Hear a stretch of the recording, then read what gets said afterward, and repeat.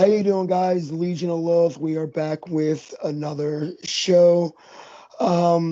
Myself, Joseph Doherty, and Demetrius Demetrius,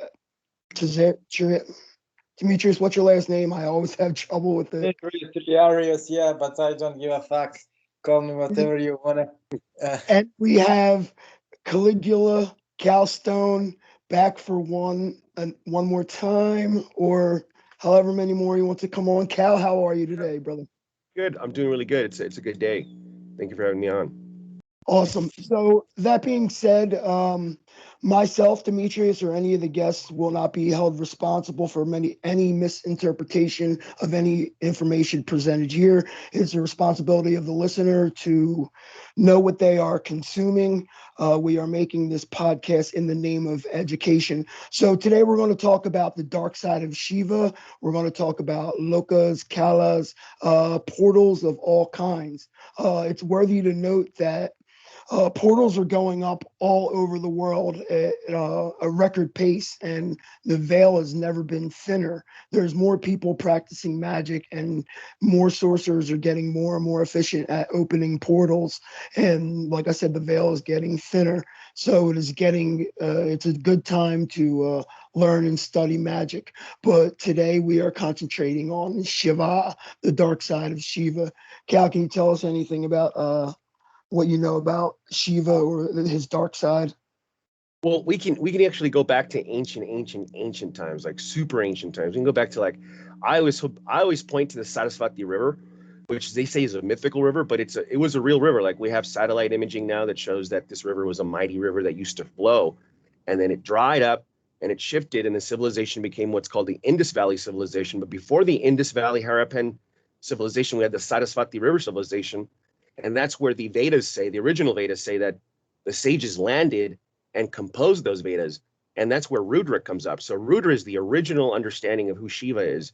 And in the Vedas, Rudra is a terrible one. Like he comes in and he just fucks everybody up, and everybody's scared of Rudra. Rudra kills everything alike. He kills gods and demons alike. Like Rudra's invoked to kill anything and everything. Like if something needs to be killed, it's Rudra's going to do it, right? And so Rudra represents everything terrible. He's like a god of storms, god of disease, and he's also god of medicine. And so he's invoked a lot at the beginning to protect against disease. And the character of his invocations are usually like, you Rudra, the terrible one, the one who destroys, like everything. Like, please save us from your terror. Like, please save us from your disease. Please don't kill our cows. Please don't kill our children. Please don't kill, like. They're basically like saying, please do not do these things that you're always doing. Just don't do them to us, please. And we'll sacrifice to you, right? And this is the very beginning of like early Rudra worship. And so all of the Vedic gods fear Rudra. And it even says that all the gods get their like destructive power from Rudra. And so then over time, this culture over thousands of years, eventually it becomes Shiva worship. And so Rudra Shiva emerges as like Rudra becomes Shiva. But the reason why they go, it's like this question is, why does Rudra become Shiva? Because Shiva is only one of the names of Rudra, but it's the one that means beneficent, like means auspicious, right? So it basically coagulates, coalesces, and refines early Rudra worship. Early Rudra worship composed of these highly elaborate hymns and sacrifices that basically say, save us, Shiva, show us your nice face, right? So now in the Kali Yuga, it's just become Shiva, which means save us from your terrible side and show us auspiciousness. So the word Shiva means auspiciousness. It's like saying, please show us niceness. It's like Shiva, Shiva, Shiva, Shiva. It's like, show us niceness, show us niceness, show us niceness. Be nice to us, be nice to us. So it's like in the Kali Yuga, Shiva is basically worshipped to like stop the effects of the Kali Yuga from happening to us, because the Kali Yuga is fucking everybody up. And so like Shiva is like, please, like you worship Shiva, and like, none of these effects affect you. But that has its origins in the fact that Shiva is considered to be the lord of the tamas guna, which is like the dark side. Like, so we talk about the dark side, we talk about the dark quality of the universe. Everything that has to do with the dark quality of the universe is originally attributed to Rudra. And so in the original, like the early text, where you see the original tantric texts, you see the three powers are attributed not to Shiva, but to Rudra, Vishnu, and Brahma. So Brahma, Vishnu, and Rudra are the three powers composed of the three qualities of the universe. So like the celestial power is considered Brahma. So all the angels and everything that you consider like Yahweh with the hierarchy of the angels, and they're all like made of light, and they're like, and then this high vibrating light, like all the angels and all that stuff. That's Brahma. And then Vishnu is something different. Vishnu touches both energies. He balances both energies. So like Vishnu has the ability to like mediate the higher energies with the lower energies in this world. And so Vishnu really is an energy that is both mediating the above and the below, and the ruler, the controller of both energies. And that's why we see a lot of Vishnu worship having to do with the maintenance of the universe and balancing two forces. And then Rudra is the destructive energy. He's just the adversary. He's just the one who goes against the celestials. Like everything that is Rudra and everything he controls has to do with like going against the celestials. And that's that constant battle between this guna and that guna, between the sattva guna and the tamas guna, represents the agitation of the middle world. So the middle world emerges from the agitation of these two worlds. In fact, the human being himself is considered both, like both inside of us. We have the upper and the lower fighting inside of us. And that's why we have the ability to create portals, as you were saying, to all these realms. We have the ability to create a portal to the higher realm or a portal to the lower realm. And that's when we're talking about the lokas, right? Like we're talking about realms. Like when I talk about loka, I'm talking about location. The root word, the Indo-European word for location is loka, but it also is the word for like locus. And so when we talk about locus, it's kind of like a place, a focus, the locus, the focus. So we always say in yoga, as yogis, we say, you go to the place where you put your focus. So if you focus on this locus and then you travel to that loka, like you go there. And this is the higher Siddha yoga.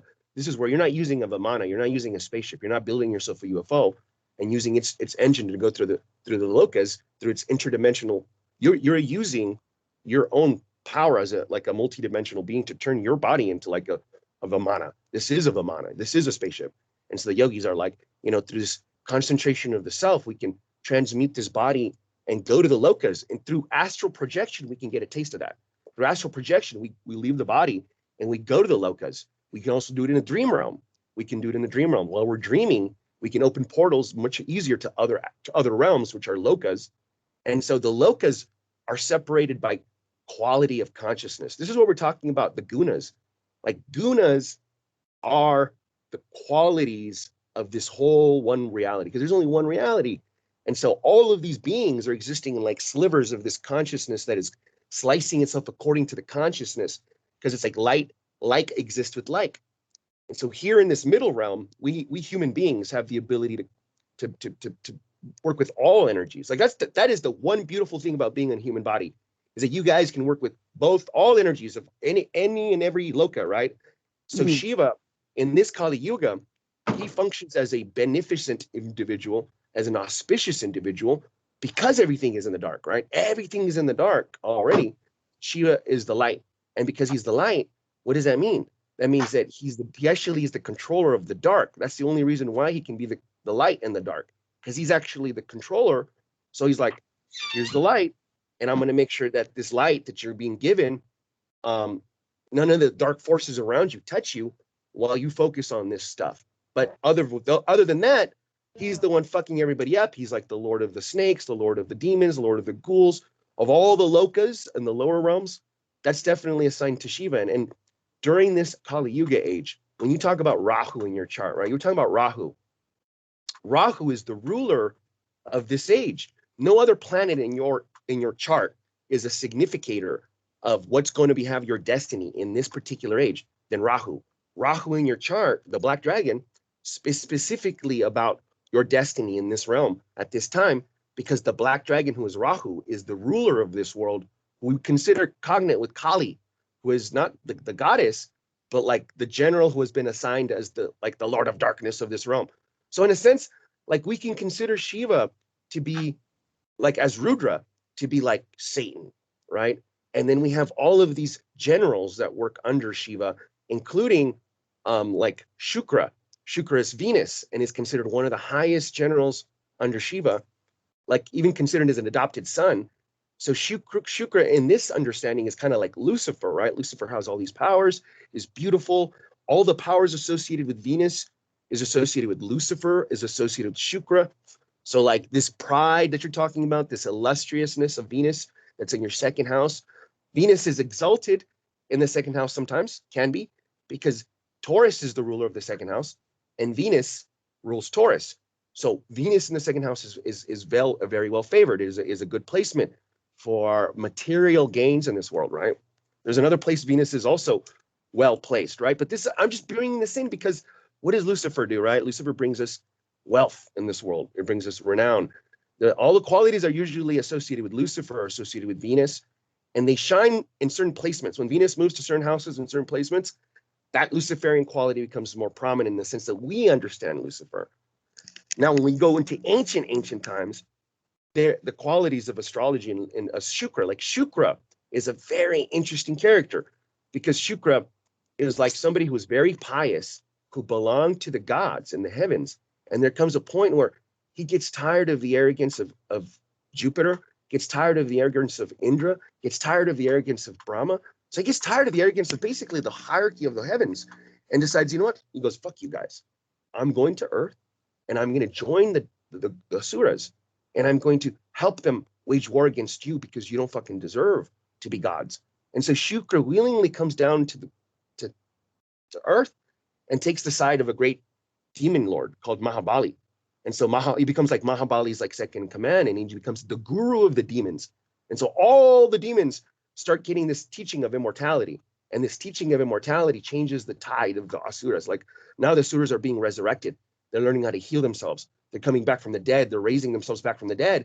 And they're like too much of an assault. And they finally take over heaven. And they win. Mahabali wins. This is a key point in history where the demons win. And that's where Vishnu has to come down and take like a form in where he gets Mahabali to willingly give up the earth realm. And then Mahabali is sent to a lower realm, underworld, where now all the demons that were with Mahabali willingly go to an underworld where they take the reptilians with them. And so that says at the end of this age, they will come back and reclaim this earth. So in a sense, like the underworld has been promised, the Mahabali has been promised this world at the end of this age. And the reptilians will return at the end of this age because they've been sent to the bottom at the end of this war in the heavens between like this is the ending of like two previous ages, right? So this is a great war that's in like our memory of when they talk about Lucifer fighting against the heavens and then being cast down and all this stuff. This is like telephone of like the original teachings that we're talking about, and it's an astrology where it talks about the axis between Jupiter and Venus in a chart. They're always opposed, and that Jupiter's guru, and that Venus is like Lucifer. And this is that fight between Zeus and Prometheus is kind of like that character. There's a lot of stuff that's been changed over the time, right? It's like telephone. But for the most part, what I'm trying to get at is that when you look at Shiva, you look at all his devotees.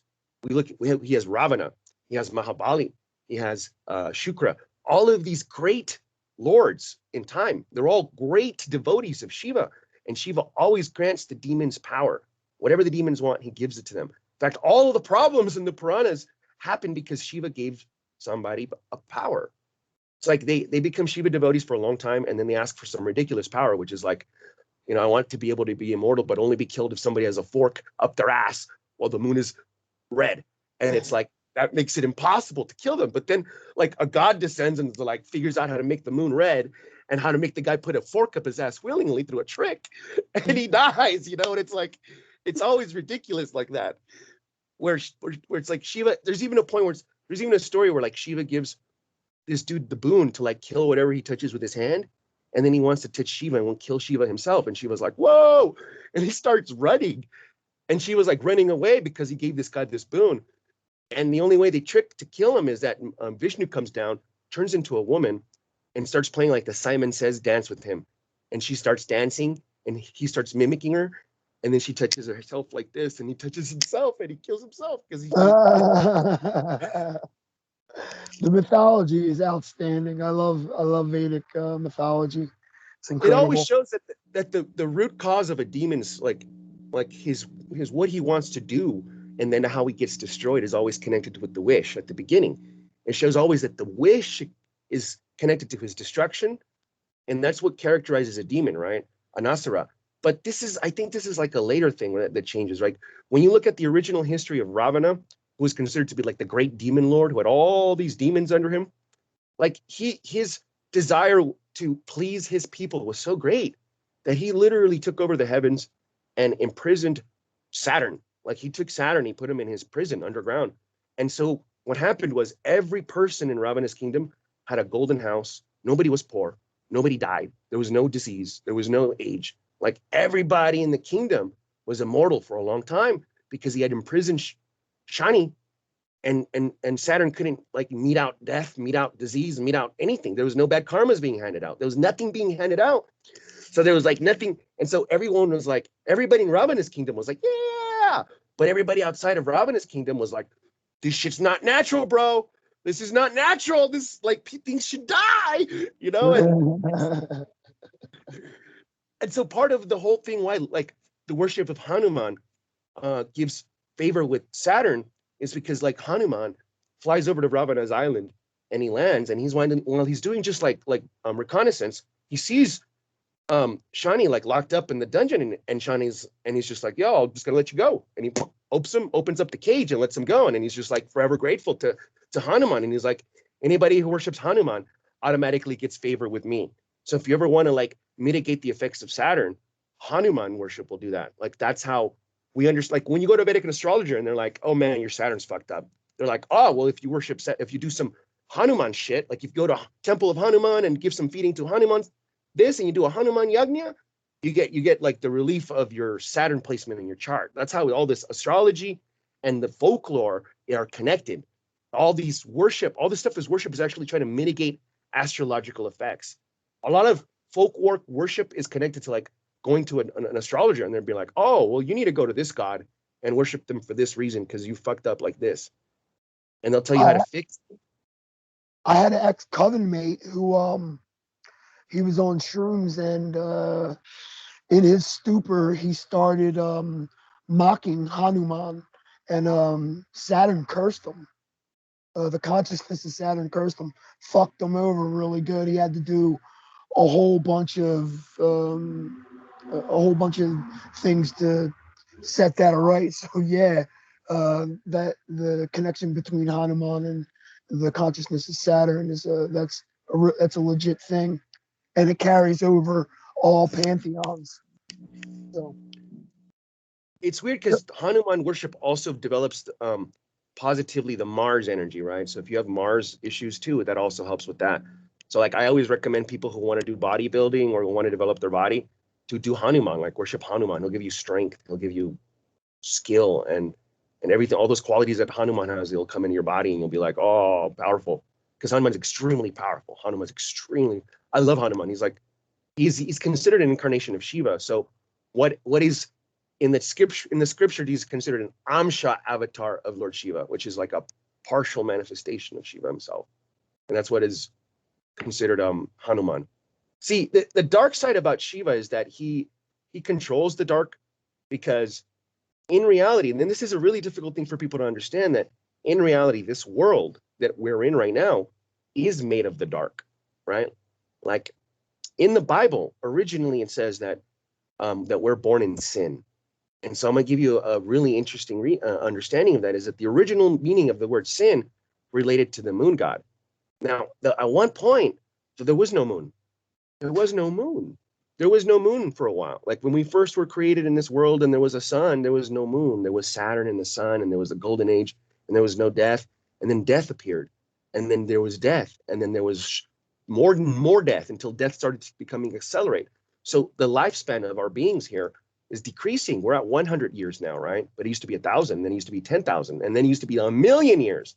So before, in the past, there was no death. People used to be alive for millions and millions of years, and then there was lifespans of 1,000,000, and then it was lifespans of 1,000, and then lifespans over 100.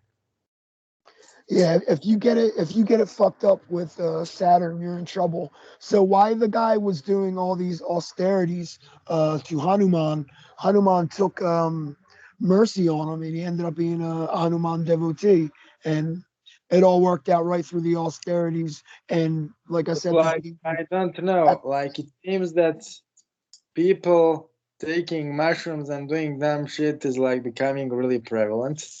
Because like majority of people who take mushrooms they think they are hallucinating, which is not the case. They are actually tapping into something really real. So majority of people who are taking mushrooms for a long time without knowing what they are doing fuck themselves pretty severely. I mean, the consequences for the brain are severe, for emotional health are severe, and also for the spiritual one. So can you tell us, Caligula, did you ever use hallucinogenics yourself and how it went? Yeah, I've used a lot of different like mind altering substances because I was doing a lot of research. When I got into my early work in college, I went into bioneurochemistry. I went to bioneuroimmunology, like everything that had to do with the connection between neurology, the brain, and the consciousness is what I was exploring. Like I was exploring the hard problem of consciousness having to do with what qualia is, right? And part of my trying to understand this was because I wanted to know what the nature of my personal experience was from my childhood, the things that I experienced, and I eventually convinced myself of being an atheist. I convinced myself of being an atheist because of my studies in the brain. I convinced myself that I was just really good at hacking my brain, and I just neuro hacked my brain, and then I could just go into whatever bliss state that I want whenever I want, right? So I convinced myself that for a little bit, but in that process of doing more research, I started getting into psychedelics because I wanted to see if there was anything else. Maybe I could break through the veil and contact another consciousness, and I could have definitive proof personally that there is something beyond the physical. Because I couldn't, I wanted something more responsive. And the more I started doing all kinds of different things, I've done from almost any psychedelic you could think of, I've played with it. And the thing is, I'm very like methodical. I record my experiences. I've taken videos of myself. I'll sit down and I'll watch the things after I've like written down when I was like the peak. I'll write things and then I'll see what I wrote look normal, and then I'll look at it. I've done a lot of things. So I spent like a good 10 years doing all kinds of different things. And my experiences are very different from other people. That's the one thing that I noticed is that my experience is very different from what other people report. I don't really hallucinate. I didn't really make contact with other beings. I had experiences that gave me knowledge in a way that I can't explain it. It was like during this one mushroom trip while I was on the beach, I came to the conclusion that everything was alive. The air was alive, that the beach was alive. I could see that the beach was listening to me, hearing me, that the rocks were listening to me, that everything was giving me information if I just looked at it. I could see like the rocks had souls and beings inside of it that were there for a long time. I could see like the animals in the ocean. I could feel that they were all like swimming as one mind. I could feel that they were one consciousness cascading within a greater consciousness. I could feel the greater consciousness everywhere. I could feel it in my breath. And so it was difficult for me to explain that I was being shown that like how everything was alive. Like this idea that matter was giving emergence to consciousness was completely opposite. It was like consciousness is giving emergence to this whole reality is being emergent, like it's an emergent simulation, right? And that's what I was being revealed through my experience, but I couldn't really understand it yet. I couldn't really understand that I was trying to be, that the universe was trying to teach me something greater. And that's why it was limiting, literally limiting. And I understand this now, limiting my access to the other lokas. Like all the lokas that are around us, all the realms that are around us right now, it was limiting my access to them so that I could focus on this greater understanding of the cosmos. Because if I had access to the beings around me, I would be distracted. And so it limited me. And so every time I was taking all these things, and the reason I wasn't making contact with anything is because it was like the universe wanted me specifically to focus on specific metaphysical realities, metaphysical truths that it wanted to teach me directly, right? And it wasn't until very recently that I finally made breakthrough. Like I had kind of breakthrough. It's just I think I was ready. Like the universe was ready to be like, okay, you're listening now in a way that you're ready to listen. And this is when I had the most intense experience, right? It was like 2 or 3 years ago when I quit my job and I took a bunch of mushrooms and I went to Vegas and I went like just basically like on a dream quest all through Vegas and like meeting up with a bunch of people and all this crazy shit was happening. And I brought a scorpion back to life, which is why I even have this on right now. And that was one of the things that during this dream quest, during this vision on this mushrooms that I took, I contacted Snake Mother. And that's the only way I can talk to her, right? Is Snake Mother, right? And it connected me back to a dream that I had when I was like 4 or 5 years old, where a snake bit my thigh, and it was like a snake mom was in my dream, And I was like, I remember I was in my dream. It's so vivid. I was in a dark forest. There was no moon. There was no sun. It was just a dark forest. And my mom was a giant snake. And I was a baby snake next to her. And I was just looking up at mom. And mom just gave me this really intense look, like almost like you got to pay attention to me. And I looked at her and I was like, what's up, mom? And then she just bites me. And I wake up and I have this fucking horrible pain in my thigh. And I just write it off because I'm 4 years old. I don't think about it. I'm just like, man, this thigh fucking hurts. And it's like, it's a vivid, very thing. And it brings me back to this memory. Snake mother's like, that was me. I bit you. Like you are like connection to the Nagas. Like you have to understand why this world is the way it is. And why, like the question that I had was, why were the Native Americans allowed to die? Why were the Aztecs allowed to die from the Spanish? And this is a big question, right? Like I'm sitting there tripping on mushrooms. I'm asking, it's like, why did you let my people die? Why did you forsake us? Why did the people of the snake be killed by the people of the bird? Why did the bird descend and kill all the snake people? Like, why? Like, and it's like, you wouldn't even be here if it weren't for that, right? Like I'm like this mix of the bird and the snake, right? And she was telling me that there was like this contract that was made between the bird and the snake, and that the bird fucked it up. Like the bird went back on its contract, right? And that right now there's a reckoning between the bird and the snake, where the snake is rising back up and making do on the contract that was originally crafted, so that the integration between the two bloodlines would reinvigorate the dying eagle, and it would give the snake wings to rise. So there was this blood contract that was like allowed, and it was broken. And so this is why this is happening. And this is during this trip, I was like allowed to understand like the great destiny of our bloodlines, how all of these are great alchemical, like this whole realm is just a great alchemical crucible where souls come to forge themselves, and we're given opportunities to do great things. So it's not so much really whether or not we survive as a civilization, it's what you do while you're alive and the destiny that you leave behind in your actions. And so it's like a lot of times these people want a good death. They wanted the good death. They wanted for a great opponent to come in and kill them all. Is that hard to sometimes to understand, to think that sometimes you want to die and go to the next realm in a good fucking war, in a glorious way to die? That this is hard for us to understand, but this is the darker aspect of the snake people. When we started to study the culture of the snake people, of the ancestors of Central America, it connects us back to the dark aspect of Shiva. It takes us all the way back to the ancient war, in where these people who used to live in the forest in the middle of India were taken and brought to Central America after a great war.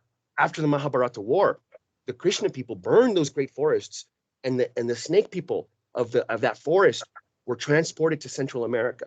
And that's why the Nagas of Central America connect us back to the great war of the Mahabharata.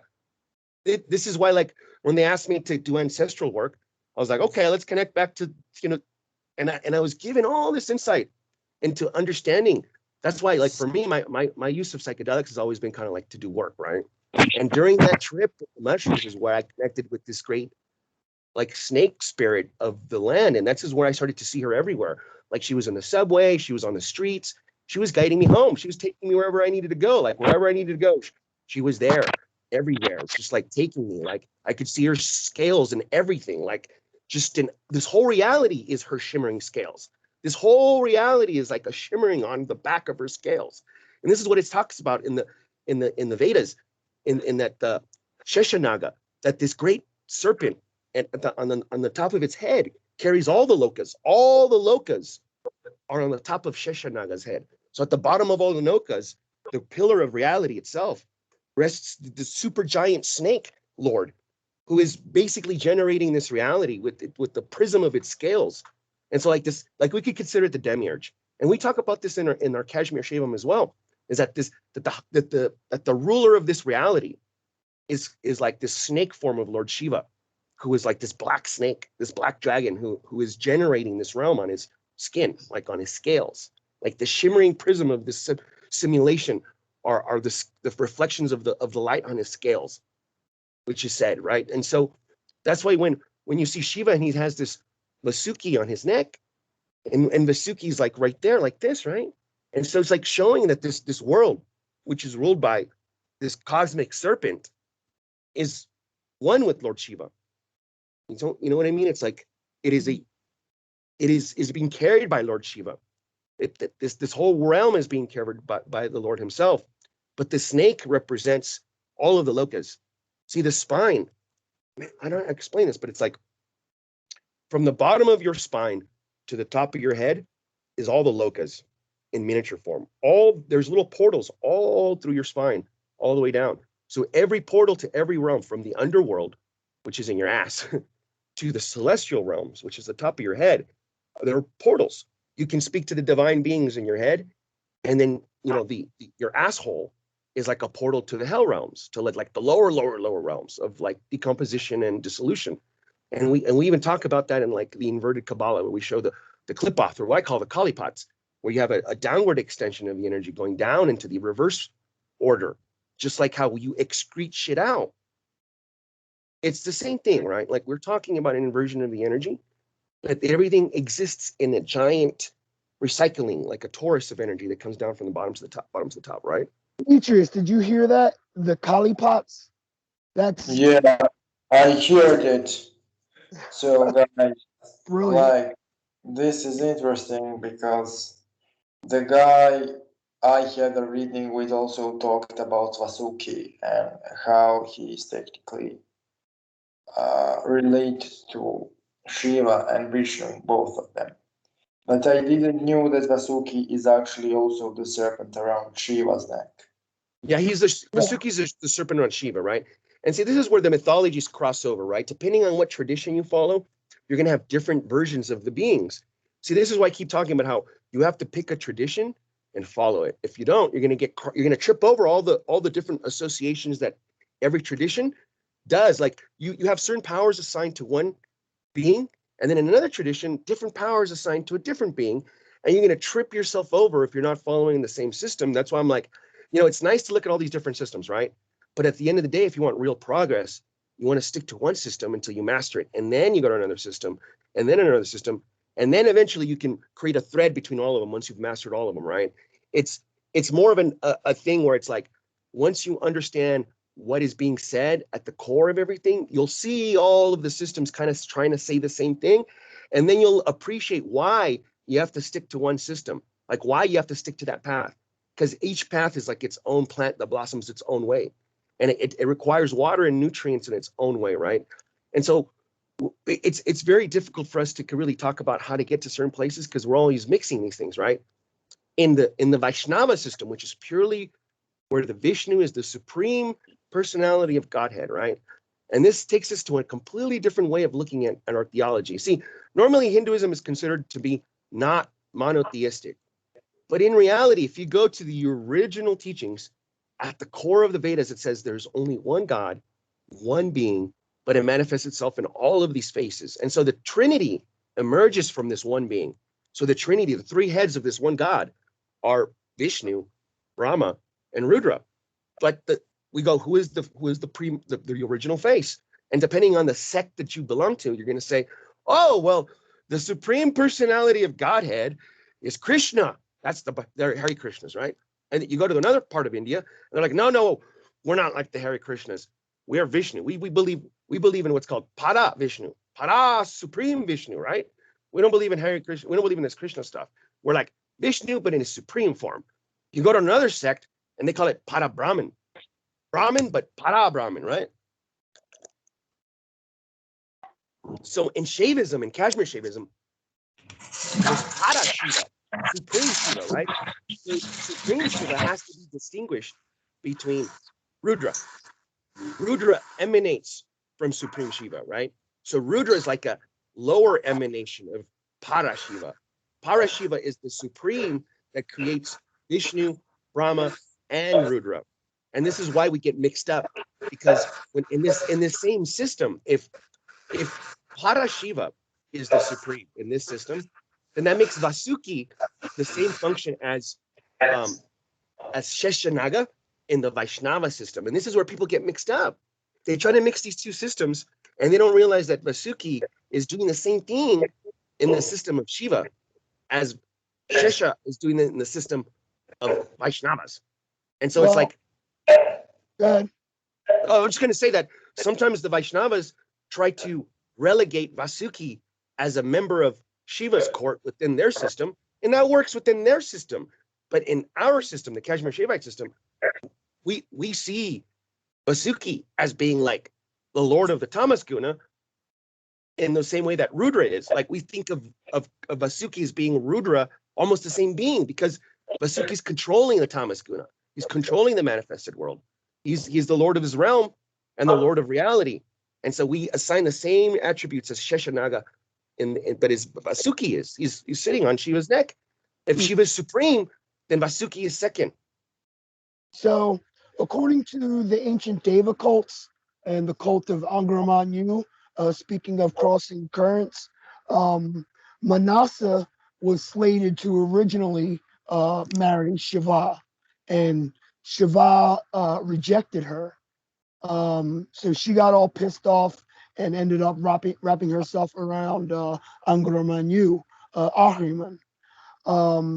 And then Vasuki wrapped herself around Shiva, and the rest is history. So, is there any way that you could tell the audience to get in touch with, you said the Sheshanaga or Vasuki? Is there any method for communing with those ancient dragon spirits? Yes, and this is a very difficult thing because it's these spirits are very dark, right? They're you have to understand that reptilian spirits aren't responding to human emotions the way that we normally respond to human emotion, right? Like a human type entity can be flattered and can be maybe even shown affection, but like these beings are more honor and respect bound, right? Honor, respect. And so for them, honor and respect is about like standing strong, respecting boundaries, and showing that you're worthy of this knowledge, that you're not going to be afraid, that you're gonna hold still, and you're gonna endure the necessity of the work that needs to be done. And so you have to please the snake correctly. And so the best thing I could tell you is like, look at the phases of the moon. When the moon is black, towards the end of the year, where the moon is strongest, the lunar presence is strongest, like towards Halloween, like that's the peak period. But anytime towards that 6 months period, from 3 months from Halloween before and 3 months after Halloween, during any time that 6 month period, which is considered the lunar period of the year, during a black moon, if you can find a isolated place away from a lot of electronics, a lot of distractions, and you want to learn as much as you can about the snake that you're going to come in contact with, get an image of the snake, and what you're going to do is you're going to meditate in the middle of the night, like during midnight. You're going to meditate. You're going to sit there, and you're going to create like a circle of protection around yourself, and you're going to be ready to close your eyes. Remember, when you close your eyes, you're going into the darkness, right? Because when you close your eyes, there's the light. And so this snake is going to appear in this darkness. And so this is what you're going to be doing. You're going to be calling out to him in your mind. You're going to be calling out. You're going to be reciting his mantra and focusing on his image of appearing, of wanting to have that presence coming towards you. And What can I ask like, a question? Can yeah, I go ask for it. what is Vasuki's mantra? If you know, if you don't, that's okay. Look, mantras are very interesting creations, right? Like, what is a mantra, right? You have to understand what the mantra does. And so all mantras start off with Om. Why? Because Om is the point where all the energy, it's like all of the energy around us is around us, but you can't use it. I'm trying to grab the energy, but I can't use it, right? So you got to bring it into a focus. So Om focuses the energy. So you're like, Om, I'm gonna focus the energy. And from here, I'm gonna put letters into here, and those letters are going to take that energy and cast it out, and it's going to be used as a way to call the entity that you wish to make contact with, right? So right now in this yuga, things are very interesting.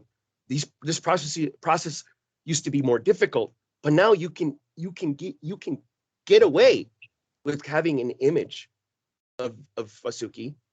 You can find, if you can find his yantra, that's even better. It doesn't matter. You can just have his image and say something like Om Vasuki, Om Vasuki, and you can even say Nama, but you don't want to use Nama.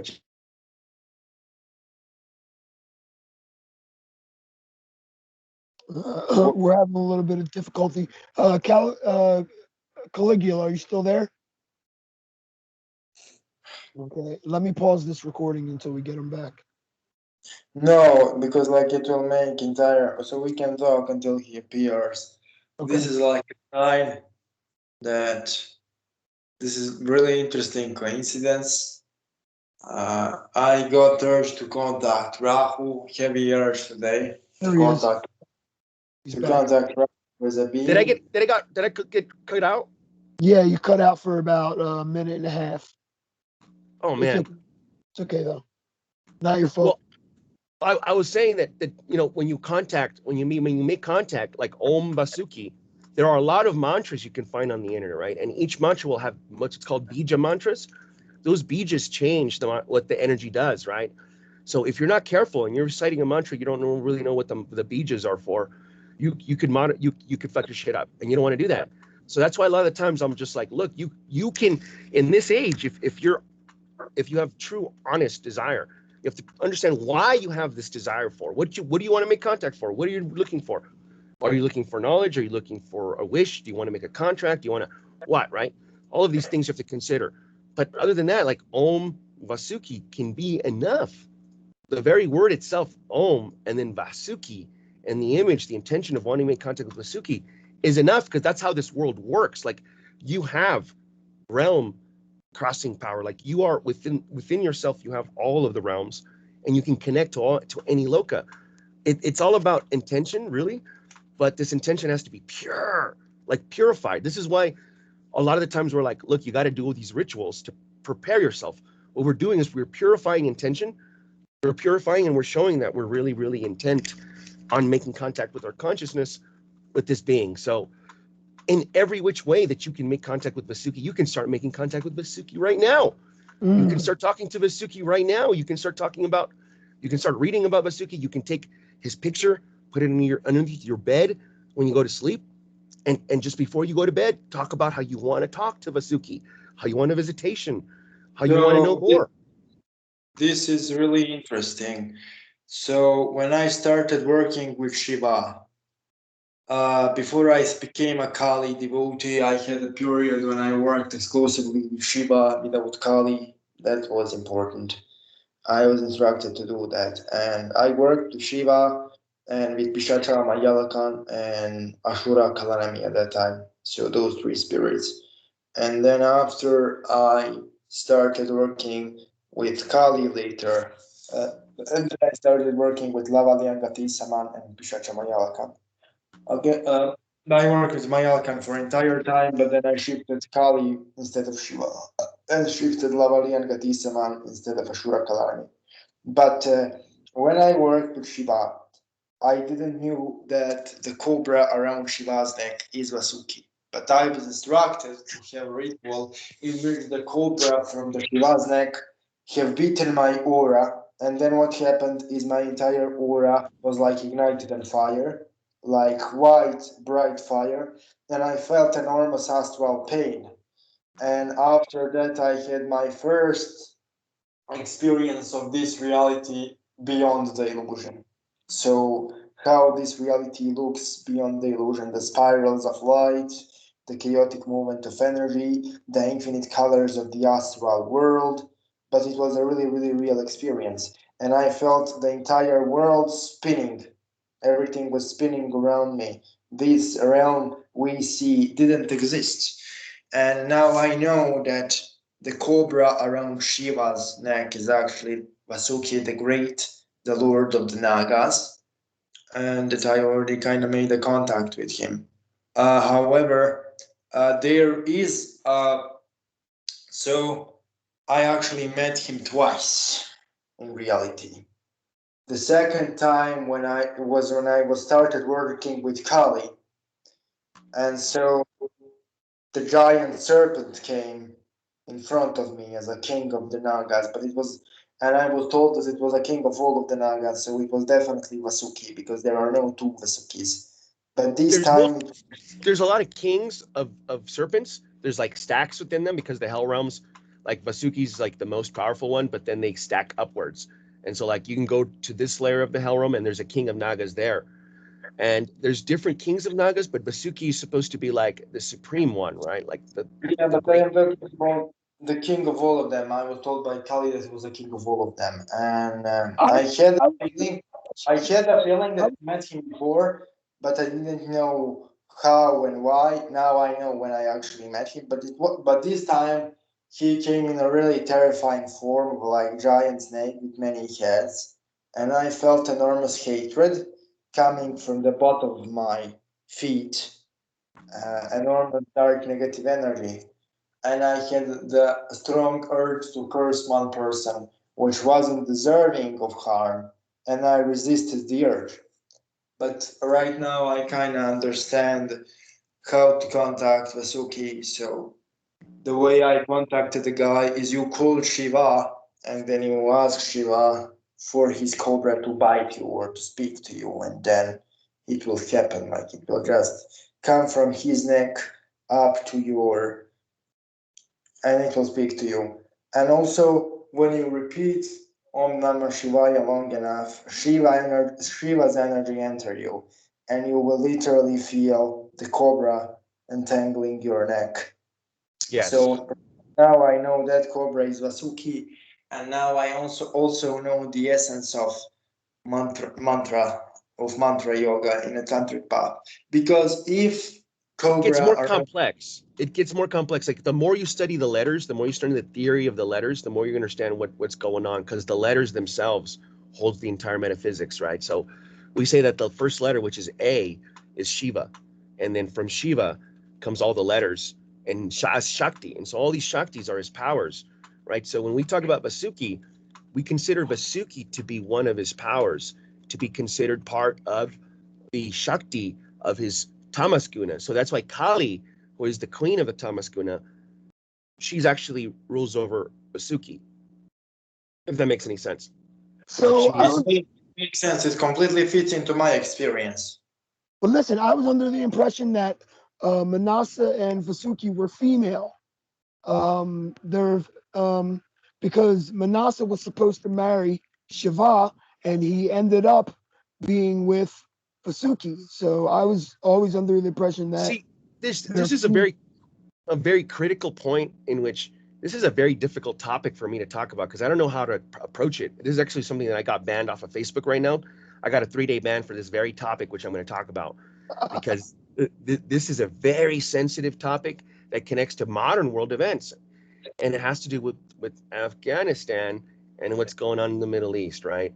And it connects back to the ancient war between the Vedic people and the Iranian/Persian/Zoroastrian people. Okay, so this great war where this whole when you talk about Angra Mainyu and Ahura Mazda and all this stuff, see this key point in history in that part of the world is where the Vedic people fought amongst themselves. So there was a Vedic war amongst themselves among the fire priests. Okay, so the fire priests who were the main guys, they were the main magic guys of the Vedic people. They're all fire priests.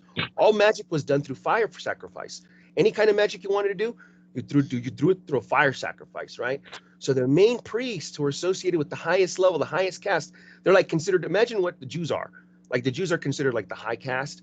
Okay, they were like the ancient Jews, but they were called fire priests, right? They were called the Angirisas. They have control over the fire, right? And they fought amongst themselves. And so these fire priests fought, and this one faction lost, and they were sent over the mountains. And that sending over the mountains is from the Indian plains to Afghanistan. And so all of those cursed people who were cursed after they lost the war were sent to the mountains of Afghanistan. And they've been there for the last 6,000 years, cursed in Afghanistan because they broke the covenant. And see, they did is that they rewrote the scriptures.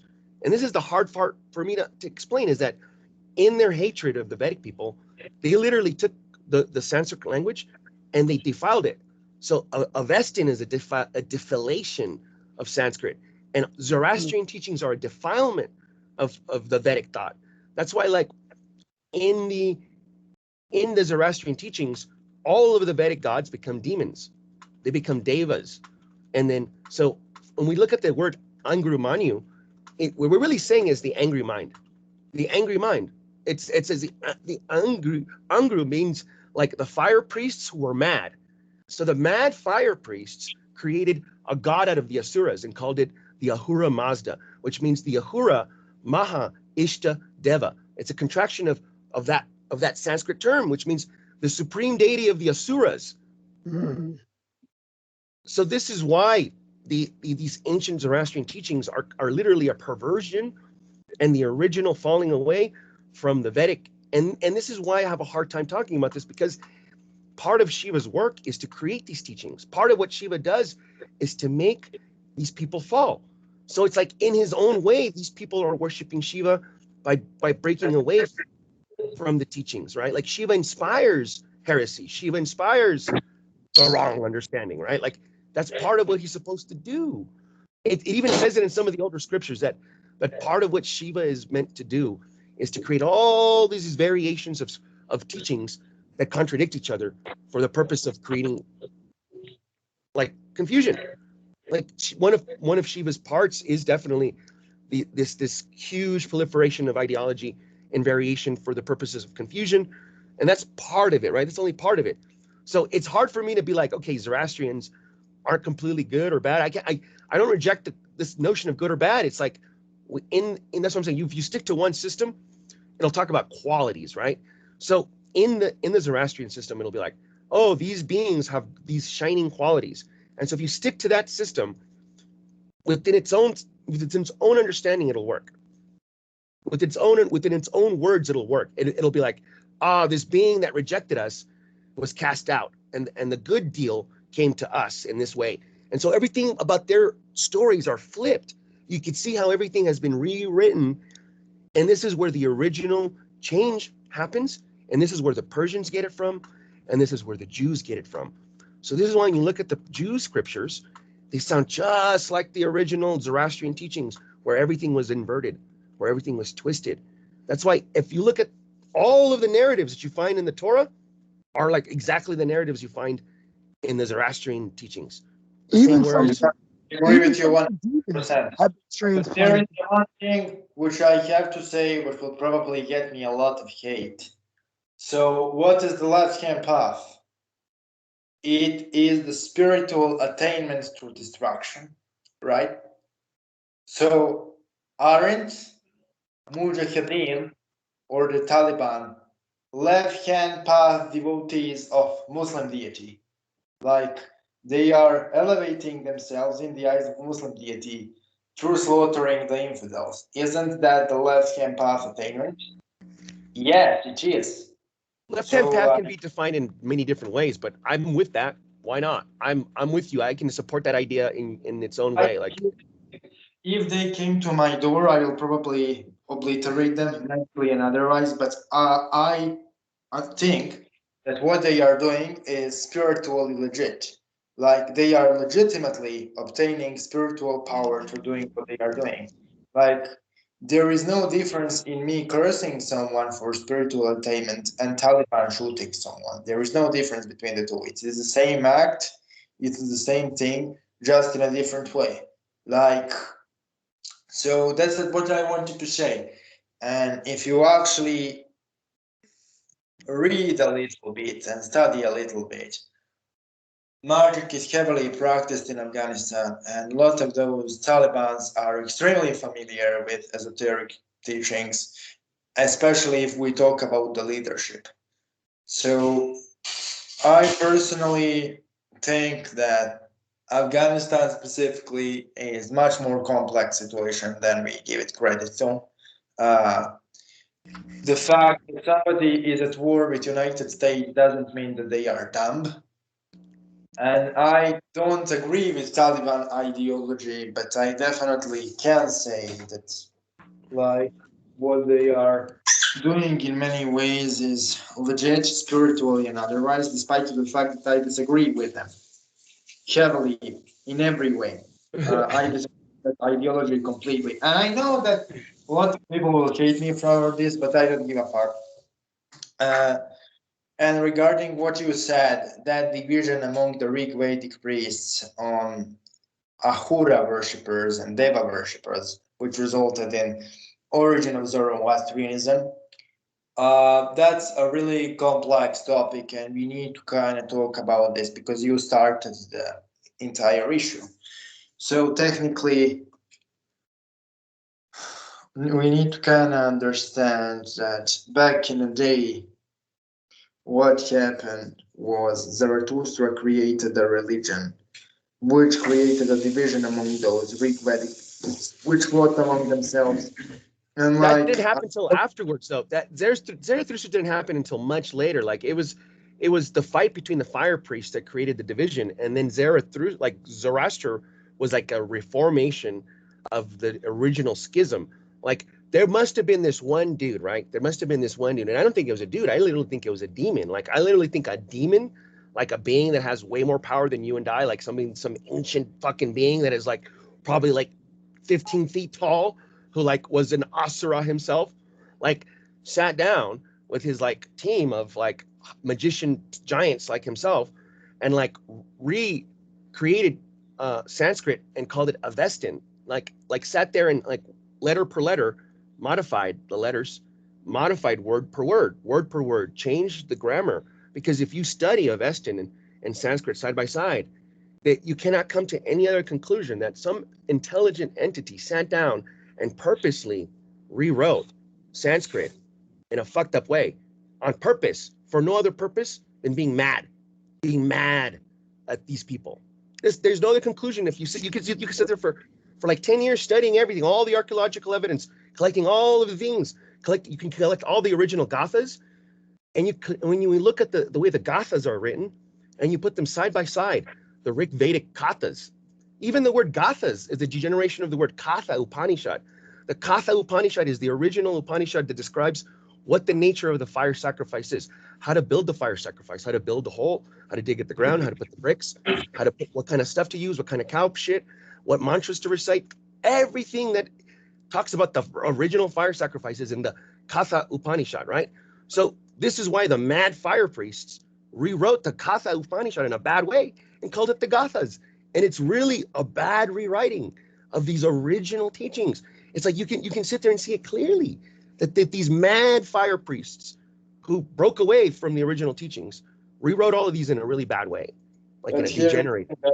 to tell this, like, I always resonated much more with the Avesta than with the Vedas. I Well, don't it's know because why. the Avesta is simpler, and that's I think is what happened, right? Is that the Asuras are always simpler people, right? Because they think about things more like in a brutal way. They're just like when the Asuras were kicked out of India, it has basically started the entire history of our world. Our entire history of our world started with that war. When you kicked the Asuras out of India and you kicked them west, it started the Assyrians, the Akkadians, the Sumerians, the Avestans. All of these people originate from the being expelled out, because everything about these people are Asuric. They're fundamental. Everything about the Akkadians, the Sumerians, all of their mythology, they all sound the same, which is intensely war, domination, empire. And that's what entire history is. All of that whole history from the Kush mountain west, it is all based on this Asura worship. And that's okay. That's what the Kali Yuga is. It's the Asuras being warlords of this realm. The Devas like left, right? The Devas left in the previous age when Krishna died at 3113 BCE. All the Devas left. Like, so the influence of the Devas really kind of like left all of the world except for India. And so the Asuras kind of took prominence. The Asuras like became lords of this world. So that's why all of the major world corporations and all of these major big huge like companies like the Bilderbergs and the Rothschilds and all that, people misunderstand. This isn't a Jewish conspiracy. This is an ancient demonic conspiracy.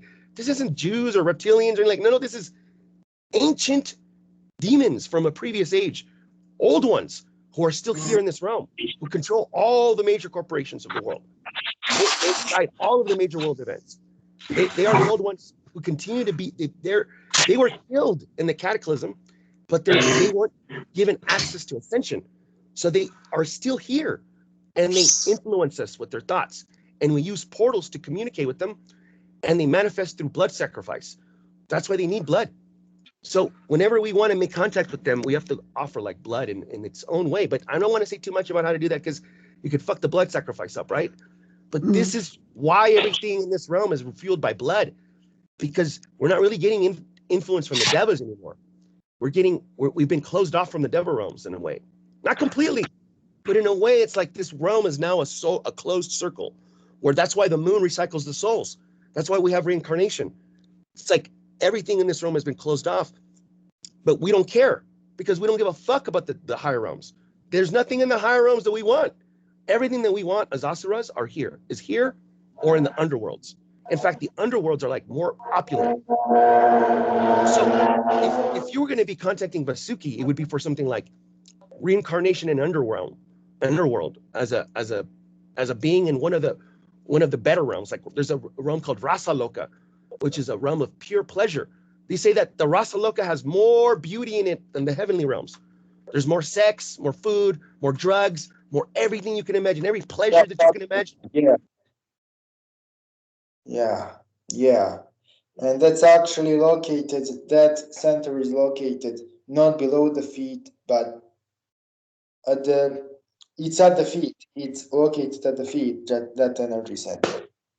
And when you stimulate it, it's really good to make more money in this realm. Like, if you want to make more money and pleasure in this realm, you kind of need to activate this center. You can do that. You can also activate the Venus center, right? Like Venus, there's this center right here that's activated to Venus. And so when we talk about what Venus corresponds to Venus power, Venus corresponds to this chakra, which is the heart chakra. The heart chakra connects to Venus energy.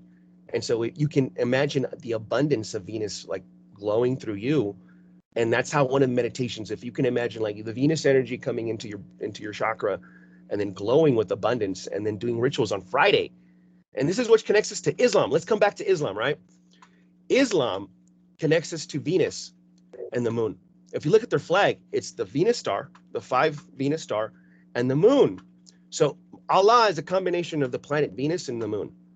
And I don't mean to say it like that because I'm not relegating Allah to just a moon planet or a Venus planet. No. I'm just saying they focus on those energies, right?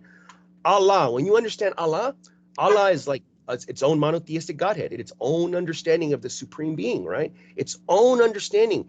And just like every Godhead, there's a dark side. That's why there is a dark side of Islam. That's why when something is done in Allah's name, it is purified by Allah. Even if you do these great, horrible things in the name of Allah, you're guaranteed to achieve what you want in the name of Allah. Okay, so this is an extension of what we call this extreme monotheistic pralaya doctrine, the doctrine of dissolution. Lord Shiva wants to dissolve this world. So he creates these things inside of people to want to destroy the structures that hold things together, to dissolve. And so this upwelling of dissolution that's coming out of the Middle East is going to move towards Israel because the prophecies must be fulfilled. The prophecies between the two forces at the end of time on the Dome of the Rock, between Israel, Judeo-Christianity, and Islam. They have to fight on that rock. It has to happen. The whole world is on tension between that spot over the Dome of the Rock. So we ask ourselves, looking into the future, knowing that this tension is there, how will it resolve itself? There has to be a force coming from the west, from the east. And that seed is that in Afghanistan. It's going to blow up and it's going to move into Iran and it's going to blow up that whole situation. And it's going to be finally, boom, that arrow that connects us back again. Because what happened almost 6 months ago, a year ago, that whole thing with Gaza, that was just a taste of what's coming, because those prophecies must be fulfilled. Are you talking about the fulfillment of prophecy? That what has been written will be coming into fruition, right? So as occultists, left-hand path, we can see that from my perspective, I keep saying that Islam is a manifestation of Shiva, and Jews are a manifestation of Vaishnava. And so these two ancient brothers are going to fight again at the end of time. So Islam is Shiva stuff. That's why Shiva allowed those temples, which the Jews have turned into mosques. They're originally Shiva temples. So it's like Shiva wants this grand unification at the end of time of the violent forces. Because what is Shiva? He's a violent man. He's like, I come here to destroy everything. Right? So this deep desire to unify everything under one caliphate, one sultanate, one God. It's simple and brutal, and it is pralia. It is dissolution. You see what I'm saying? It is the perfect counter to what the techno elitism of the West.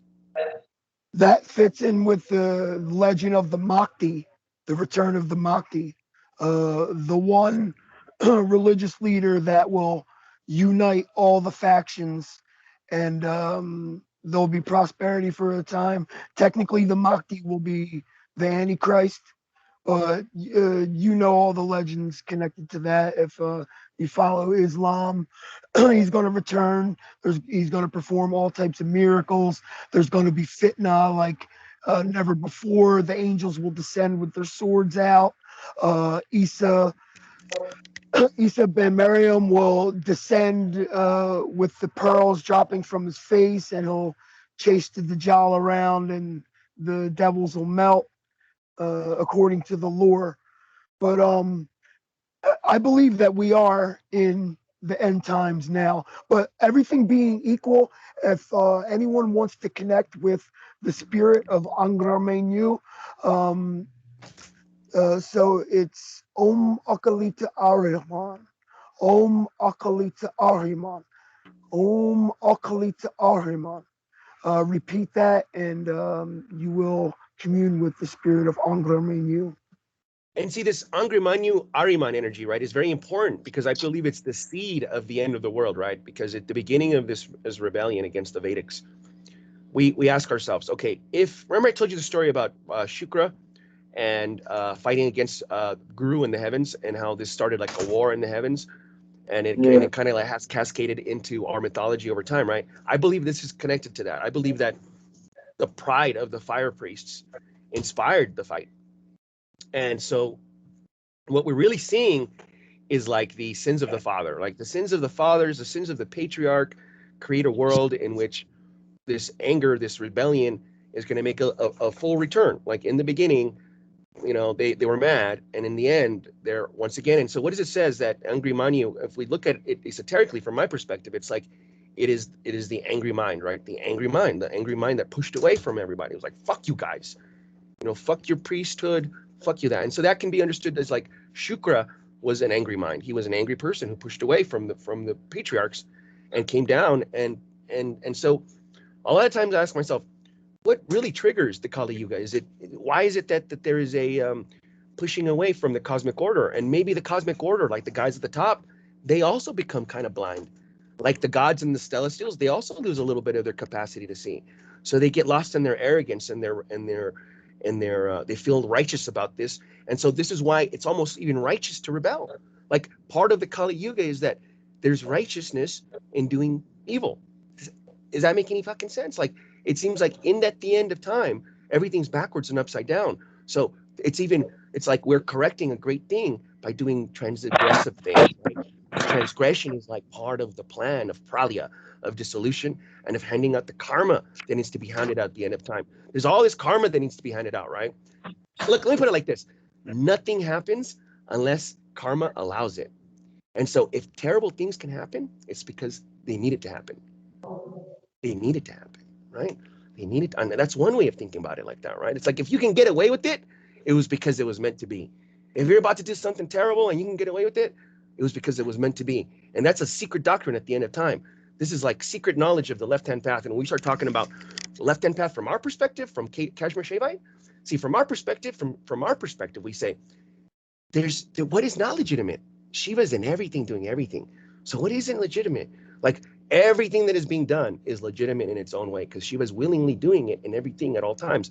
But see, this gets applied more as left-hand path teaching when you take that perspective into the dark. Okay, let's go to the crematorium at night. Let's go to the graveyard at night on a midnight, and we take that perspective there, and we realize, well, this whole process of decomposition, this whole process of the afterworld, of the dark things, is also Shiva. It's also legitimate. All of these are spiritual practices which are legitimate. Because when we say what is legitimate, what's legitimacy? Everything is out to fulfill its own agenda, right? Every agenda is legitimate. Whose agenda is not legitimate? How can you distinguish between somebody's agenda being legitimate and not? It's only a function of power. You want your agenda to be more legitimate. You use the word legitimacy to give your agenda more power, right? Because it's a function of power. So in reality, that's just something that like Nietzsche was talking about. He's talking about there's no real truth. There's only what prevails as the functioning, powerful narrative at the time. The priests create the narrative of what is true in time. And so what are we living to in today? We're living in a world in where we can see that the media is like the priesthood. They can create whatever narrative they want. And they can fill you with your head and they make you believe whatever you want. And we can do that for good or for bad. But what's good or bad? It's up to you. Hey, when you throw on a Netflix show, when you put on a video game, isn't that also the same power of the media that you hate so much? You're using the same power of illusion to trick yourself into a movie or to trick yourself into a video game. You get what I'm saying? The Asura technology, this is also Asura technology. This technology also comes from a type of Asura. So when we talk about the Vedas and we say, what kind of Asuras are using this type of technology? They're the Danavas. They're the Danavas, right? So who are the Danavas? Well, the Danavas are the beings who are responsible for the goddess we know as Danu. And so who is Danu? And who are her children? Who are the children of Danu? The river Danu, the children of Danu. We're talking about the Germans, the Celts. You're talking about all of these people on the Rhine. They were all children of Danu, and they're masters of technology, masters of the arts of war, masters of weapon, masters of, because guess who rules the world technologically? This race, the Danavas. I mean, you can see this world, technologically speaking, who rules it? It's the white people, and the white people are Danavas. They come from the Danava race, right? This is what I'm trying to say. There's different races have different technological capacities, and they're characteristically defined in the Shastras. The Rakshasas are a completely different race. The Yadavas are a completely different race. So when we look at the ancient scriptures, and it talks about the beginning of this age and who is who and who's tied to what race, to what bloodlines, to all of this is connected. Like the Danavas are also coming connected from a race of Nagas, but those Nagas are white. They're white serpents. They're different. They live in the underground in a different way. So when we look at Cambodia, when you look at Mexico, those are brown Nagas, black Nagas. We go to Africa, there's black Nagas. Those black Nagas are connected to a specific race, a specific totem, because when we go to Kashmir, there's also a black Naga, right? So Kashmir is actually ruled not by Basuki, but this one Naga that starts with the K. Its name's like Kartakota Koma, but he is a black serpent, and everything in Kashmir is about black. Even our deities are black. So these things connect to an ancient understanding of how all of these races were seeded by various gods. The Danavas were seeded by Danavas. The Nagas are seeded by Nagas, but there's factions all over the place, right? That's why you go to Africa and you listen to their mythology. They talk about how the Nagas came out of the ocean in vehicles, landed, reptilians, and they breeded with them. And that's why a lot of black Africans are actually mixed with Nagas. Not all of them, but some of them. The world is more complex than we're told. There isn't just one African race. There's more races in Africa than the rest of the world. You know what I'm saying? There's so much mixing from all these. The Veda said that there's over like 400,000 types of humanoids. 400,000 types in all the various realms. Wow. And this includes the cryptids. This includes the all the various cryptids we see in the forest. We think that there's only like 5 or 6 of them. What was it? Like Bigfoot, skinwalkers, this bullshit, right? With the duendes, like all these various types, that all these different descriptions. But there's thousands of variations of beings in this whole multi-dimensional, multi-cosmos, multi-layer. There's so many different types of humanoids, and they come into this realm and they influence these human bodies. A lot of human beings, they take on the spirit, and that spirit it genetically modifies. So when that person has children, that contract what they made, that spirit is now in the blood of that child. And this is how, like in the Mahabharata, it talks about how the 5 Pandavas are born. It talks about how Kunti uses a mantra to have sex with gods. And this is the 5 Pandavas are born from her through mantra. So she uses a mantra. She goes, "Oh Indra, grant me a child." And she says his mantra. Indra comes into her, and she has a child by Indra. And so she uses a mantra for each of the gods. She uses a mantra for the sun god. And so Surya comes into her, and produces Karna, which is like the most illustrious warrior of the Mahabharata. But because Karna was born out of wedlock, he actually ends up on the bad guy's side by luck. Mhm. So this is a weird story because it's the same thing that happened with Moses, where he gets put into a fucking basket and gets sent down a river, and then gets picked up by the kingly side on the other side.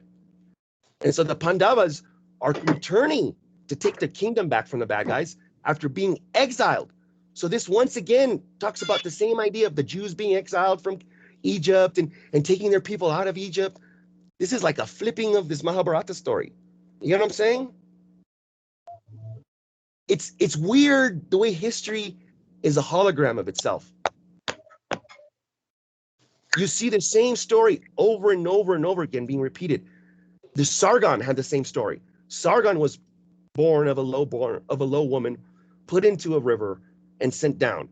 So once again, this Karna guy, it's same idea. Moses, same idea. These myths get repeated because reality is a cascade. It's like a hologram that is repeating itself inside of itself, inside of itself. In fact, the more you pay attention to this, you can see it in, look, man, you want to trip the fuck out?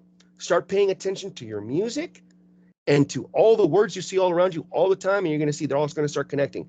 Like if you start putting music on all the time, you're going to see how everything's just going to start connecting because everything's connected. Like everything, all of these images, everything, all the words, all of these sounds, they're all connected. And the more you pay attention, there you're going to see how it's all flowing. Like you're going to catch yourself, the music coming on, and it basically narrating your life. All of the people who you I've noticed know. that. I'll tell you a real quick synchronicity I had when I was first going into my transition with my patron deity Belial. I asked him, I said, Belial, why don't you show yourself to the world? It's time that everyone knows who you are. And as soon as the last syllable came out of my mouth on the radio, the song came on. I don't want the world to see me because I don't think that they'd understand. I was like, what? So yeah, I know exactly what you're talking about. They don't. That's the sad part here is like a lot of the times like people don't understand that how much we have been initiated into far away from what the group consensus of world reality right now is. Like we are so beyond what other people understand that we are operating in a whole different level. And this is one of the things I keep trying to make my fellow occultists understand is that now is the time for us to get our shit together and to realize that this world is meant for us. Like all of these systems that are being erected are there for us to use. And in fact, all of these systems are so easy to use. All we have to do is clear our minds, get our shit together, and start realizing that the nature of the Kali Yuga is like this. Imagine a race, right? Imagine a big race where we're all racing to this great prize, right? And that there's like this spirit that descends down in the race and just starts hitting everybody in the knees. And it's like whoever makes it to the other side wins because they managed to not get hit and knocked down. But that's part of the trick right now is like, if you guys can figure out how to not get knocked down by this thing that's everywhere, that's knocking everybody down all the time, making everybody stupid, making everybody fucking sacrifice themselves, making everybody lose all their money, lose all their assets. If you can figure out how to keep your energy and break through that wind of chaos, you can realize that this whole world will facilitate you, like no problem, like on a schedule. Like you could write your own schedule, write your own checks, create your own world that you want. Because this wind is what makes us, what allows us to do this. Because I want you to understand this. This world is in two layers right now. There's the cattle, and then there's the masters. And in order to become a master, you got to break through. Either you're initiated, either you're born into a family, either you're initiated, or you break through somehow. Like you get into some kind of like masonry or some shit, or you go into some dark path, and you get initiated through somebody, through a dark family or something, through an ancient family that takes pity on you, or maybe you're born into it. Something. Maybe you do a good favor to somebody and you get in somehow, right? This world is very ancient. You know what I'm getting? Like somehow for some reason you have these teachings come to you, then you deserve it somehow, right? That's why when the astrologer looks at your chart, it's like he can see everything there because it's all encoded in the information system, right? So the number one thing that these people in charge look at is astrology. What did they in the 1900s? They say billionaires use astrology, not millionaires. Billionaires use astrology, I've seen that. Yeah. and that's if back in the day, the court astrologer was one of the most important part of like the kingdom. It's like it was kingdoms were made and broken on court astrologers. In fact, the entire West can be brought back to one astrologer, and we can argue that the key point in history, the reason why the British Empire became the dominant, why we're speaking English right now, is because of John Dee, the court astrologer, who predicted Navigation and the key battle that won over the Spanish Armada. This battle where the Spanish were bringing their Armada, he cast a spell using astrology to destroy that Armada, and that changed the course of history. Everything. So that's Dr. John Dee is what started MI6, MI5, MI6, 007. 007, yeah. Yeah, he's the original 007. So the CIA intelligence agency is an extension of that man, his original work. And if you look at the symbol of that, it goes back to the Nephilim. It has a cane and two balls connected to it, 007 and a cane, two ball cane. So, yes, it goes back to Canaanites, right? Because, for example, when we talk about the Vedic people, right? The Vedic people understood the Canaanites as the Pani. They called them the Pani. So why the Pani? Because when you take that word Pani and you add the distinction of them being Aryans, now let's take the word Pani and move it over to the West. Now it becomes the Fani. The Phoenicians. They are the Phoenicians, right? The Phoenicians are the Pani, and they're the Canaanites. And they're specifically are said they're merchants. They had boats through the whole world. They spread their merchant culture through every port in the world. So the Canaanites were the ones who spread the Phoenician alphabet. That's why English is originally Phoenician. Like, that's why this language right now, the Phoenician alphabet, becomes today's alphabet. You know, the Phoenician alphabet becomes the Semitic alphabet, becomes the Greek alphabet, becomes the Latin alphabet. This is why we have the alphabet. It comes from Phoenicia. And this goes back to ancient Canaanite Phoenician worship. It goes back to the way that they used to do, like all this trading culture is Phoenician. This merchant culture that we have today is Phoenician. This world is ruled by this ancient Phoenician culture. It still is hidden. Like the red dragon is talking about ancient phoenix, like a red phoenix dragon. You know what I'm talking about? Like ancient stuff, ancient bloodlines. The old cults of Moloch, the old cults of Shamash. Yeah. So to be honest, like you talk really fast, so sometimes I have difficulties figuring what you're talking about. I'm sorry about that. Down, I actually realized that we agree. So yeah, I definitely agree that modern world is built up upon the foundation of the Phoenician culture. I mean, only somebody who is blind will deny it. From the alphabet to the pantheons to the philosophies, if we look at the world today, the legacy of ancient Phoenicians is, I think, much more prevalent than the legacy of more accredited ancient Romans, because Romans, yeah, they have the Roman law, but regarding the trade, the alphabet, the pantheons, the way of viewing the world, it's all Phoenician. So you got to remember what Rome is, right? Rome is special. Rome is like, let's put it like this, right? Have you seen that movie Prometheus? That alien movie Prometheus? And you know how you have those old ancient gods who are like developing this bioweapon with this black thing that can adapt into whatever it goes into. And that's what happens, is that their weapon got out of hand, right? Like this xenomorph, super adapting thing can rapidly adapt faster and faster and faster every time it takes over something, right? Well, so imagine the Phoenicians are like these gods, and the Roman culture is like this thing that got out of control. And Rome is just like this xenomorph culture. It'll just absorb anything, take everything, make it itself. It doesn't have a soul. It just absorbs and takes into itself. That's a real thing. Demetrius, what you were telling me about that super weapon that the Jin clan had, the Marit, with the black sun, the Saturnian super weapon. That's what he's talking about. Basically the same thing. Well, that's why the Romans were big Saturn worshippers, right? Like that's the whole energy. It's like that prali energy you keep talking about, is that energy that wants to take everything and just make it one. And so in order to do that, has to dissolve everything. So the Roman Empire is still alive today. It's everywhere. It controls everything. All roads lead back to Rome. Yeah, so you guys are talking about the black sun, and the black sun is the essence of black magic. So can we like return? So this is like an excellent topic, but this is really a topic for another interview altogether. Because Okay. like we covered We're going 15 all over the place. Yeah, so can we talk about Shiva and opening of lokas, like how to open those lokas?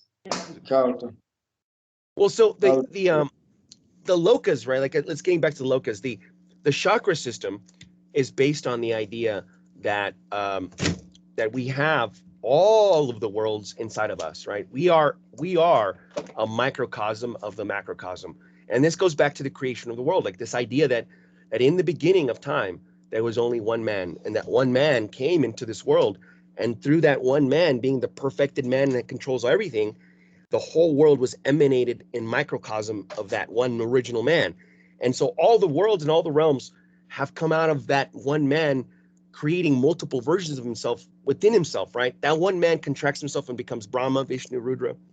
That one man then contracts himself and becomes the progenitor gods that enter the first realm and the first stage. Now we are at the very end of time, and now things are very different. But in this age, humans inherit that. See, this is the main thing I keep wanting to tell everybody, right? Humans are in charge of this world, of this realm right now. It is our world. What you're describing is like a Mandelbrot set. Yes. The perfect man, Adam Kadmon. Exactly. So inside of us, there's a seed of the Adam Kadmon, but the human being has been given this realm after the last cataclysm. This realm was taken away from the old gods and given to humanity. So now humanity interfaces with the gods through its body. This body is literally a temple of the gods, and we can interface with all the lokas and all the deities and all the spirits through this body. That's why when you do summoning spirits, all this stuff, they always with your words, with your mind, with your spirit, with your body, right? They can enter you, they can be outside of you, they can communicate in your head. Because why? They're all interfacing through what? The mind. Okay, so the mind, the manas, is the root of this reality, because it's the human being who is the true owner of this realm. All other beings are actually subjugated to the human being, but we have been taken, this knowledge has been taken from us, right? The elite have taken this knowledge from us because they want it for themselves. But the human being has the ability to contact the celestial realm, subjugate those beings, open up the lower realms and subjugate those beings, because in reality, the human being is God himself in this realm. God himself. You are Shiva himself in this realm. You are incarnated as a human being, and the human being is God himself. And so because of that, this whole body is a microcosm of the whole world. And through the mind, depending on the focus of the mind, on what vibration we focus on, we can enter into that loka. We can enter into that dimension. We can make contact through that dimension. So in the body is what's called the axis mundi. This is the pillar of all the worlds. If we imagine all of the realms stacked on top of each other, just infinite realms stacked on top of each other, there's like a pillar that burns through all of them. And that pillar is Shiva, who connects all the worlds together and burns as the consciousness that is all the worlds. But in order to go into a realm, you have to focus your consciousness, and you have to vibrate at that level. So you vibrate at the level. A loka is a quality of vibration. That's why when you go to, like, for example, I'm going to show you me sitting like this, right? And I'm going to talk about this part right here. Anatomically, right here is where we're breathing. I'm breathing in air, right? My lungs are here. My heart's here. This is a place of exchange between two worlds, the upper world and the lower world. The world of spirit, which is air, and the world of matter, which is my belly, the fire in my belly, right? Mm-hmm. So here is the yajna happening. Every time I take a breath, there's fire burning air, and I'm connecting to the spirits, and I'm connecting to the ground, right? So here in the body, there's two worlds already. We're talking about how the belly is represented by the earth, and this this chakra represents the celestial realm, not the higher one, but the one right above us, the And air there's realm. there's two key actions taking place: the expansion and contraction. Right, both of them, just like the heartbeat. And so here in the heart, there's the left and the right as well. There's the blood going in, the blood going out. There's the left hand path and the right hand path. Right in the heart center, the heart is the crossing of all the realms. Right in the heart. Behind the heart, there's another heart. The heart of the human being, there's like a light heart, like a made of light. And we call it made of light. I don't even like calling it that, but it's like your soul. Okay. So you have your spirit, and then you have your soul, and they're reflections of each other. And behind your soul, there's another thing that's kind of like a soul, but it's more primal, and it's like the black sun. And that's for another discussion later, right? But there's the heart center has multiple hearts. That's why when we talk about dumping magic at crossroads, like at a crossroad, we're really talking about dumping the magic at the crossroad of the black hole that is at the heart of every crossroad. At the crossroad of every element is this black sun at the very bottom of everything. And we'll talk about that later. But what I'm trying to say is that all the lokas are stacked based on quality of vibration. That's why the vibrating beings from above, they look like light. And that's why the beings that vibrate at the very lowest realms, they're not made of light. They're made of like a coagulated darkness, like a dark thickness. They say that human beings are angels with amnesia, in a hypnotic state. And the reason why they depict certain angelic beings with 3 heads is because we have a brain in our head, we have a brain in our heart, and we have a brain in our genitalia. So, Three. Yes. 3 world, 3 brains, 3 centers, right? Yes. And that's one of the things that I keep trying to tell people is that we're not just see, this is the condition of the human being, right? This is one of the things that's also hidden from us. Human beings are actually a hybrid of reptilians. What is angelic about us is that, okay, imagine the gods. Imagine that the gods were originally purely angelic, quote unquote, angelic, quote unquote. And then there's reptilians, and they're purely reptilian. And eventually, the gods had miniature versions of themselves, and they were pure miniature versions of themselves. But then the reptilians came, and they're like, you know what? Let's put a little bit of ours into them. And then the human beings were created, where human beings are a mix between reptilian and gods. And that's why we have 2 natures inside of us, like this war between us that wants to push us either down or push us up. That's why this whole narrative of like, choose your side, because when you die, you will either go to heaven or hell. But what it's really saying is that depending on what loka you choose, what deity you choose to worship, you will go to that loka. If you go to the underworld realms and you choose a deity from the underworld realm and you worship that deity, when you die, you will go to that loka and you will become like that in that quality. You will attain that. You won't be a human being. You will be whatever the fuck lives in that loka. You know what I'm saying? Yes. And that's the opportunity of human being is we come here to choose a loka. We come here to be like, you know what? I think next when I die, I want to become a god. So I'm gonna choose the celestial realms. I'm gonna choose the realm that I want to go to, the loka that I want to go to, by choosing the qualities and the form of the being and the deity. And so the quality of the deities determines what loka you're going to, because those qualities are like the nature of the loka. There's infinite lokas, infinite. This consciousness can create infinite realms. What matters is the quality of the realm, like the nature of it, what it's going to be qualitatively, what it is going to be made of, and what's going to be happening in that realm. So if you go to an underworld realm, there's going to be a lot of individuals who are going to be very selfish and very brutal and very calculating, but not necessarily, it might not be a bad thing. You might like that. It might be like a place where they really want you to pay your debt, and they take honor as very important. And if you fuck up, they're going to kill you, period. You get what I'm saying? It's not necessarily like a bad thing. It's just a different vibration. So everything is about the vibration. That's why this loka system is just kind of like it's kind of like a color wheel. It's just giving you a blueprint of how it works. There are infinite lokas of infinite types of beings, of infinite types of qualities existing in every direction. You know what I'm saying? and it's where your mind goes that you go. When you at the point of death, wherever your mind is thinking, that's where you're gonna go. So you're saying you don't need ceremony, you don't need yantras to open up the. All of those help, like big time. That gives you power. See, if you're a low being, right? If you're a low human being, you got no power, no willpower. Your willpower is shit. You think of something, none of that happens. If you think of something, none of that happens. You can tell how powerful you are, but how much your thoughts manifest in reality. If your thoughts are constantly manifesting reality, you're a very powerful person. If nothing goes good for you, if everything's fucking your shit up all the time, it's because you need to work on your relationship with reality. Like either work on your power or work on your relationship with the powers around you, right? So there is a huge spectrum of ability in the human being where depending on your power, you're going to need different things. That's why most individuals need this stuff. Like the more, the better. You're going to need the circles, the fasting, the incense, the offering, the mantra.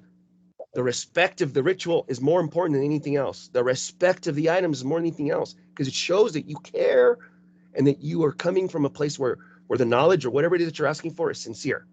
That's very important that people understand that the quality of the object and the mentality that one brings is everything. You get what I'm saying? Because these beings will take advantage of you easily. They see weakness and they're just like, don't come to me. I'm not your dad. I'm not your mom. I'm not going to take pity on you and be like, oh, we didn't say the ritual rhyme. Fuck you. You're bothering me in my realm. You're asking me to come help you. Fuck you. You know what I mean? It's like there has to be understanding that these beings that you're dealing with, what their nature is, and then to understand them, to research them, to understand them, starts already begin a process of connecting with them. You know, I wouldn't be surprised if the more you learn about an entity, that they might even just come to you in a dream and be like, hey, it seems like you've been learning about me. I like it. You know what I mean? It's like, let's connect. Let's work together in whatever capacity you see that. So these lokas, they're everywhere and everything. And you can, and these, see that, how can I put this? Like, the beauty of the human being is his intelligence. And the beauty of the human being is the precision in which he can use that intelligence. And these beings, they admire that. They admire that. They admire intelligence. They admire precision. They admire artistry. So if you show precision and artistry in your ritual, in the way that you contact, they appreciate that. It's simple as that. Have pride in you work as a magician, as an artist. Don't cut corners because you're trying to get a quick, cheap thing. They'll see that. You can cut corners, but it has to be legit. It has to be understood. Us Agoris, we cut corners. We don't cut corners. We understand truly that anything can be a ritual object. So it's not that we're cutting corners. It's just our devotion shows that we understand, that we get it, that we understand that I don't need a sword. I can use a thigh bone. You know what I mean? Yeah.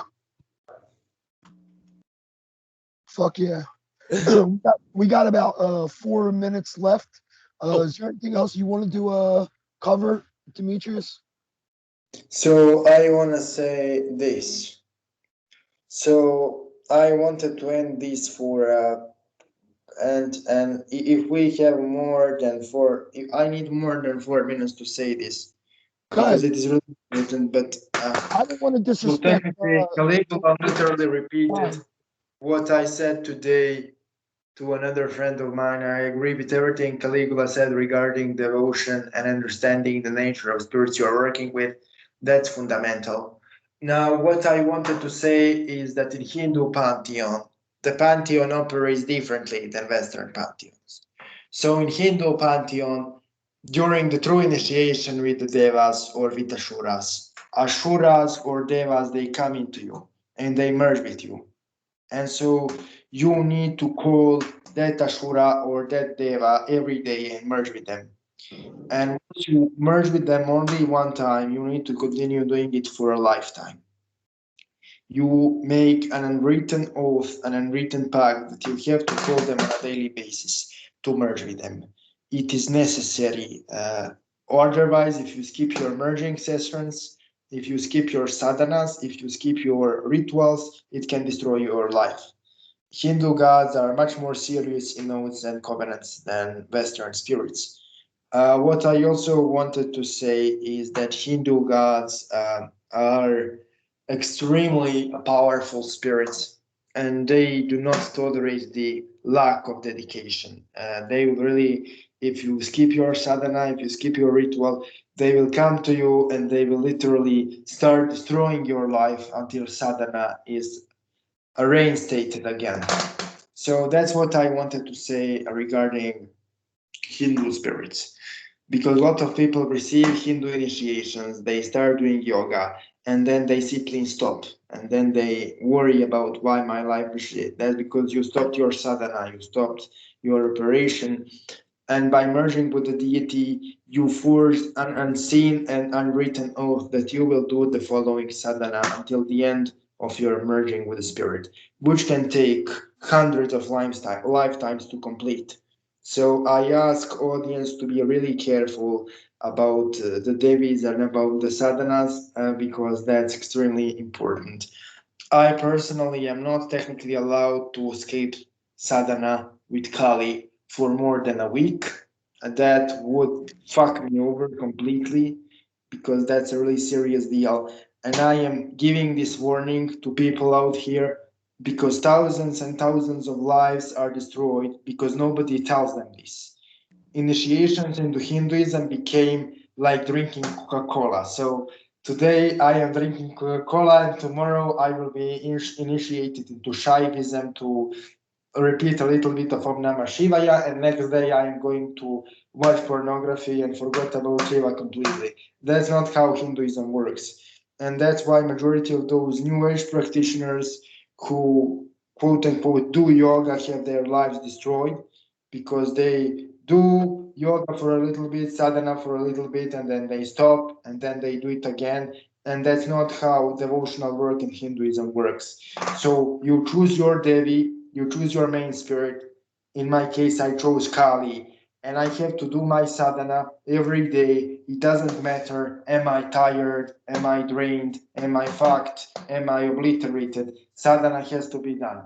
And this is something I need to say to the public because I saw many, many lives destroyed because people just get initiated and then they go next day as if nothing happened. And this is not how Hinduism works. And I am speaking from experience. I am speaking as somebody who practiced this for a while and then stopped. And then spirit literally came to me and said, those bad things happening in your life are because you stopped your sadhana, are because you stopped your merging. And if you want to continue to stop your merging, it can come to the point of us killing you.